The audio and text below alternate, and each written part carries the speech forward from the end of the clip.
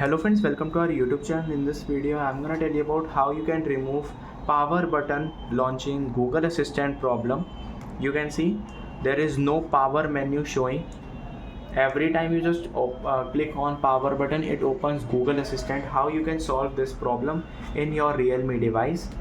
So let's start friends. First you have to open your settings, click on search, and here you have to write power button. Then click on power button, click on press and hold power button. Here it is power menu and voice assistant. You have to select this power menu, then simply press back. Now click on power button and it is completely removed. It is showing power menu. From here you can restart and power off your device.